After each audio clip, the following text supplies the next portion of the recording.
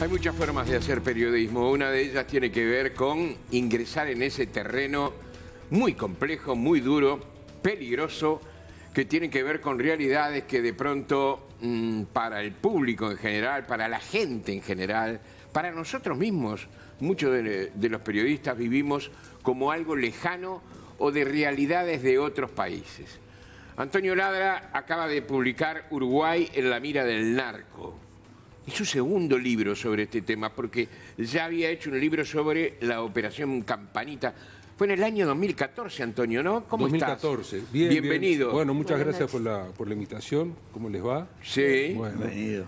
Esperá las preguntas, después ves si agradeces o no agradeces. No, yo agradezco siempre. No, el primero que llamaba Narcos en Uruguay era Operación Campanita, la historia de Omar Clavijo, un narco de Maldonado, Sí. de Lilo Martínez, un narco de Colonia, de Carmelo, y la del Bocha Risotto, de acá del Barrio Sur.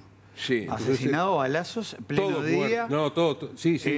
Ahí en el barrio Palermo, en el barrio sur. Barrio Sur, ahí en Ejido y Al mejor estilo de las películas, ¿no? Sí, se creía protegido por el barrio, de pronto cayeron unos y lo ametrallaron. Sí. Bueno, y alguien puede estar preguntándose... Y esa era sobre los uruguayos, digamos, y esto es sobre el Uruguay, pero los también carteles internacionales. Pero también con, digamos, influencia en nuestro país, en muchos casos, ¿no? Sí, no, el intento de los grandes carteles de ingresar a nuestro país acá a hacer... ¿Intentos? Sí, intentos, sí. ¿Ha quedado en eso, en intentos? Bueno, ahora no hay ningún, por lo menos no hay ningún indicio de que haya ningún cártel de los importantes instalado acá. El último fue los Queenie, el cártel Jalisco Nueva Generación, que fue extraditado, que fue atrapado en el gobierno pasado y extraditado en este gobierno. La guerra que ellos, digamos, desataron acá quedó instalada. Ah, bueno, sí.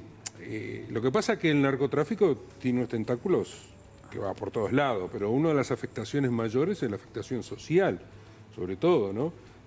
Cómo se mete en los barrios, en los pueblos. San Carlos es un caso, por ejemplo. Hay cinco hermanos muertos violentamente. La generalidad de los narcotraficantes es que mueren jóvenes. 5 hermanos, es una familia. Exactamente, Antonio, de la misma familia. 9 hijos son, ¿no? Sí. Mataron a 5. Sí, el hecho de que no haya cárteles internacionales con su pata en Uruguay no significa que no haya bandas que emulan el accionar de esos cárteles extranjeros dentro de nuestro territorio. Y no quiere decir que no siga pasando mercadería ilegal también, ¿no? Por nuestro territorio. Me quedó picando, dijiste que no hay cárteles internacionales operando en Uruguay. Hace un tiempo apareció esta información de que el primer comando capital, el paulista, que va rumbo a ser uno de los cárteles más grandes del mundo, ¿no? Porque ya tiene... No, porque tiene un acuerdo con la Drangheta. Con la Drangheta de Santos para salir a... Sí. Pero digo, que ya tiene contactos en Bolivia, Perú, Paraguay. Y eventualmente se había dicho que había gente del primer comando capital del PCC en Uruguay que incluso habían sido apresados. Sí, bueno, a ver, lo que hubo primero fue una alerta en toda la frontera con Brasil, porque allí estaban actuando, digamos, grupos amigos del PCC, que es el grupo es el Balanacara y los hermanos, y que actuaron y que incluso hicieron... ¿Brasileros o uruguayos? Son brasileros que actuaron en territorio uruguayo, en Rivera concretamente.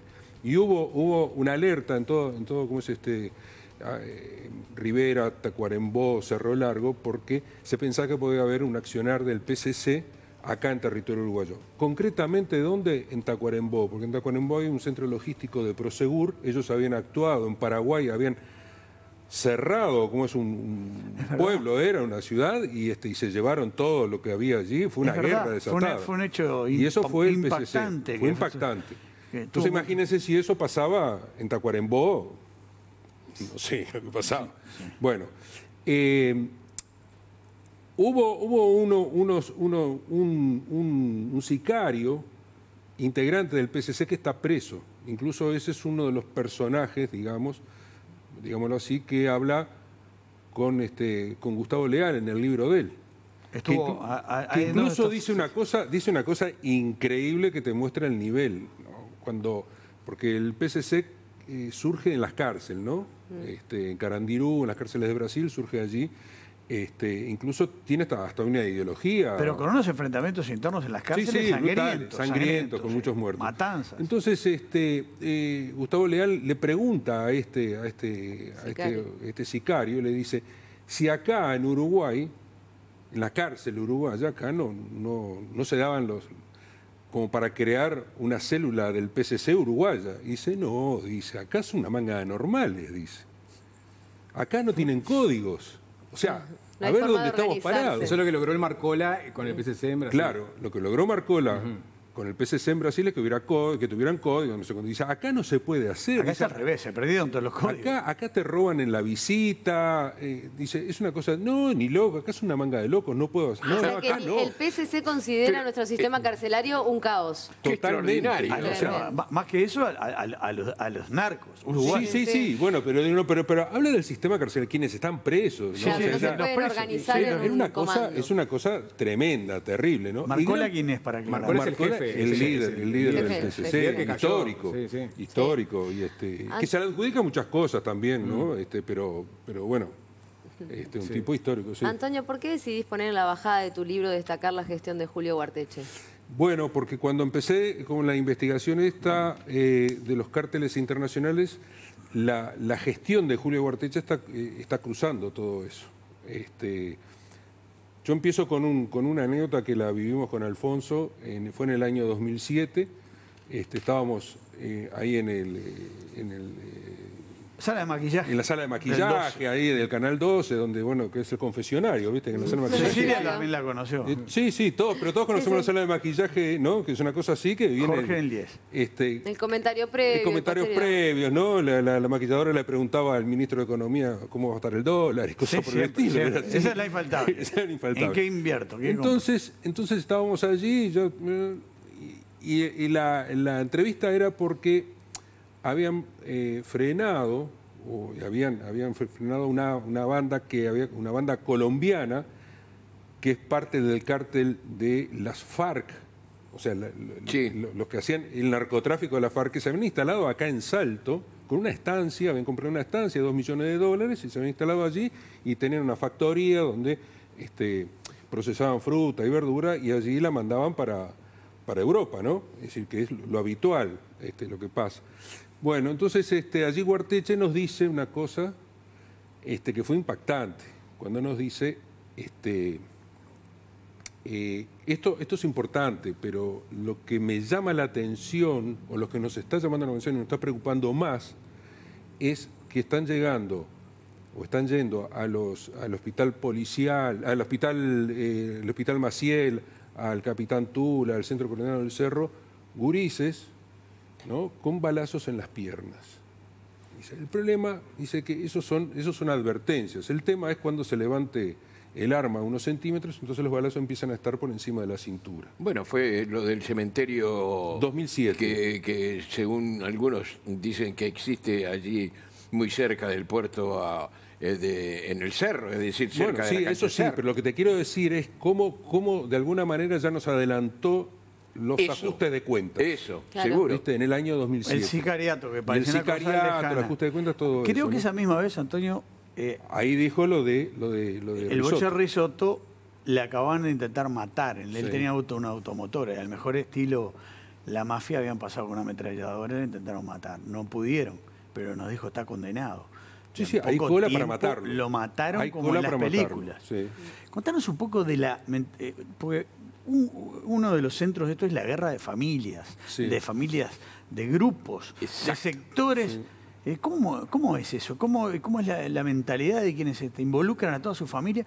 Pero además la venganza llega a que de pronto matan a la hermana, a la madre, que no tiene nada que ver con nada. Contanos un poco ese mundo. Bueno, eso fue, no estoy revelando nada que no se hubiera hecho. Lo que pasa es que condensé todo, que fue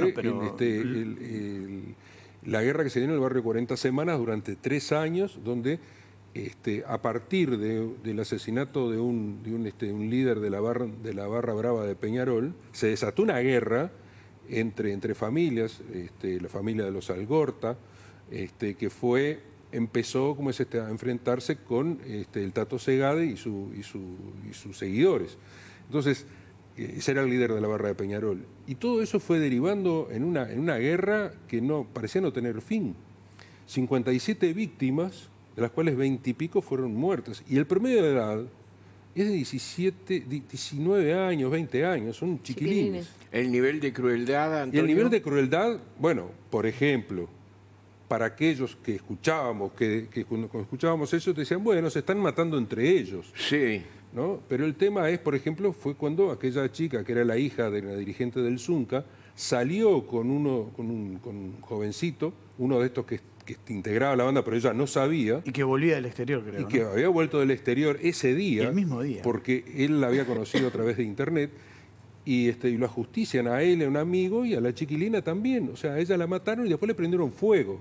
Se había tenido que ir justamente por los enfrentamientos. Sí, porque los enfrentamientos. Y el mismo día que volvió. La esposa de Washington Segada, el Tato Segada, el líder de la barra de Peñarol, al año mismo que se cumplía el aniversario de la muerte, la asesinaron, le prendieron fuego el auto con ella adentro, le sacaron el anillo, dejaron el anillo arriba del auto, o sea, una señal para decirle, miren, esa esta que es mataron. fulana de tal. ¿No? O sea, el nivel de violencia es atroz, muy grande. ¿Y qué pasa hoy? Hoy. Y hoy, una de las cosas que decía ahí, el barrio 40 Semanas no es un barrio que esté alejado de nuestra... No.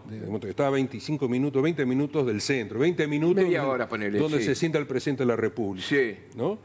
¿Y sabes qué pasó? Ahora a 300 metros donde se sienta el presidente de la República mataron a una mujer que no tenía nada que ver en un cruce de tiroteo entre bandas en plena Ciudad Vieja, allí en Rincón y Ciudadela. Ahora, la lucha contra estos grupos ha sido, salvo algunas cosas espectaculares, como cuando atraparon al Chapo Guzmán o cuando mataron a Pablo Escobar, ¿verdad? Sí. Vos decís a nivel internacional. A nivel internacional, sí, claro, sí. estoy hablando.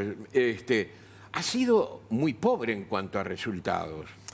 Yo no diría que ha sido muy pobre. Lo que pasa que el poder de las organizaciones mafiosas y criminales es muy grande. Pueden cambiar rápidamente. En cambio, los estados, por sí mismos, porque son estados democráticos, tienen que guardar determinadas normas. Nadie es culpable hasta que no se demuestre lo contrario, todo eso. Entonces, ellos pueden hacer lo que quieren. Acá se han detectado cosas como, por ejemplo, un grupo colombiano que ponía abajo de barcos que estaban surtos en el puerto de Montevideo sin que supieran el capitán del barco, el dueño del barco, nada, le pegaban abajo de la línea de flotación, le pegaban la cocaína que estaba en ¡qué brutal! Claro. Porque ese es el gran problema del narcotráfico. Claro, y después en alta mar había un barco que agarraba y lo sacaba. Es decir, ese tipo de cosas mueven muchísimo dinero, muchísimo dinero. La mafia de la Ndrangheta, la mafia italiana, mueve 5 veces el PBI de Uruguay. Claro. La Ndrangheta es la del italiano, la de Fugaca. Moravito, sí. Pero Antonio, Sí. tú estabas diciendo que estas grandes bandas no son las que hoy por hoy tienen a accionar en nuestro país y muchas oportunidades has dicho que la guerra contra el narcotráfico es contra pobres, mujeres, Sí, niños. Por sí. esto que hablabas del enfrentamiento entre bandas familiares. Y sí, porque en verdad la guerra contra el narco, que en realidad se largó como una guerra contra las drogas, y que lo hizo Estados Unidos, Richard Nixon en los años 60, fue cuando dijeron, bueno, tenían un gran problema en Estados Unidos, de gran consumo, es el mercado de mayor consumo, y donde dijeron, bueno, vamos a atacar en donde se produce, Colombia. Y atacaron y pusieron el Plan Colombia en acción. Y eso apretó allí e hizo que las organizaciones bajaran geográficamente, ¿no? Entonces se instalaron ¿dónde? En lugares como Rosario, que Rosario vive una situación tremenda. Es impresionante. En propio Argentina, pero también acá en Uruguay, también vinieron acá a Uruguay. Y porque hay dos niveles de narcotráfico, ¿no? El narco de las bandas barriales, Sí. sobre todo pasta base. Sí, sí. Y después tenés el grande. El grande, ¿no? Y ahí Vos lo has dicho, pero ahí el grande es donde se mueven cantidades importantes, volúmenes importantes que terminan con destino en Europa, por ejemplo, porque tenemos un puerto de salida, que incluso es utilizado el mismo circuito del país agroexportador, ¿no? Hemos visto que muchos de los cargamentos están en cargamento de soja. Pero ¿cuáles son los atractivos que tiene Uruguay para que venga un cártel grande y se instale y empiece a ser operativo acá? Muchos atractivos. El primero es para los líderes seguridad. En Argentina el Quini se vino para acá, para Uruguay, se vino él, la mujer, los hijos, el perro, todo, porque allí en Argentina, en Buenos Aires, donde estaba viviendo, donde tenía los negocios y lo siguió teniendo estando acá, lo amenazaron de muerte, intentaron matar varias veces y se vino para acá. Entonces acá Uruguay le dio relativa tranquilidad hasta que lo atraparon por el tema de los Panama Papers. Claro, cuando se supo antes por no allí. se sabía. Pero ¿qué tiene Uruguay? Y tiene un territorio amable también. Chiquito, en 5 o 6 horas estás una en frontera una punta, muy porosa con Brasil. Y después también. la frontera porosa, que por ahí pasa cualquier cosa. Es frontera de tierra que no tiene como en otro país. No, vas a pasar, si vos vas a pasar no vas a ir por la aduana. No, claro. Sí. No. Y cuando se seca el río Uruguay pasan caminando. Todo eso lo pudimos experimentar. Yo pasé un arma. Sí, es verdad.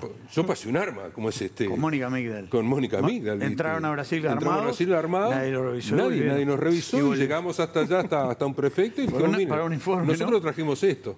El tipo se agarraba la cabeza, pero nosotros pasamos por todos los controles, digamos, nadie nos revisó. Tenés tu historia también vos, Antonio, ¿no? Periodismo de investigación, ¿no? Periodismo de investigación. Que Exactamente. hace falta muchas veces. Señores, Uruguay en la mira del narco, Antonio Ladra, el libro ha andado muy bien, ¿no? Sudamericana, Vas en la quinta, ¿no? No, voy en la primera. No, sí, anda muy bien. Ando en quinta yo, pero... A vos andás en quinta, sí, me imagino. Y tratando estos temas vas a andar en sexta. Antonio, ha sido un gusto. Muchas gracias. Ha sido un gusto verte.